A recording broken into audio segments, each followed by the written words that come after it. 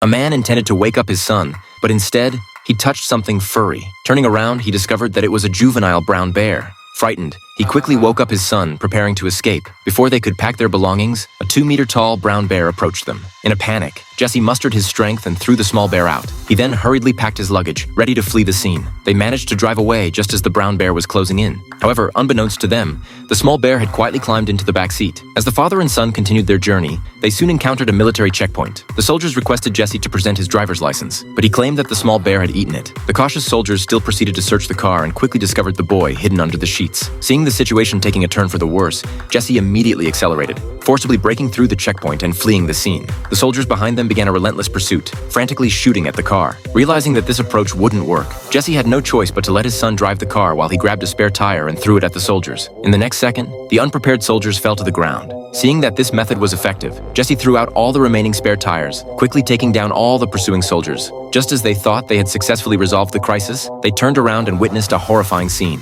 Unbeknownst to them, the parachute had been opened at some point, and the immense drag slowed down the car's speed. At this moment, the soldiers behind them caught up again. Seeing the dire situation, Jesse opened the storage compartment and took out a small knife, directly cutting the parachute rope behind them. In the next second, the huge parachute flew onto the soldiers, causing them to lose control and crash into a nearby tree. Jesse then continued driving the car, taking his son on the run. However, since the car's license plate had been exposed, fearing that they would face another pursuit from the soldiers, Jesse had no choice but to abandon the car. He turned around and continued walking along the highway with his son on foot. At this point, they had to reach the border. Unfortunately, they hadn't walked far before being noticed by the soldiers on guard duty. The father and son were captured and taken to the military headquarters. Just as the officer was about to interrogate Jesse, he seized the opportunity to snatch the officer's handgun, ordering him to open the handcuffs. He then held the officer hostage, threatening the soldiers, and arrived at the concentration camp where the hostages were being held. He released all his family members and took them to the car, fleeing the scene. To prevent the soldiers from catching up from behind, the clever Jesse stopped the car halfway and reversed the roadside signs, misleading the soldiers to pursue in the wrong direction.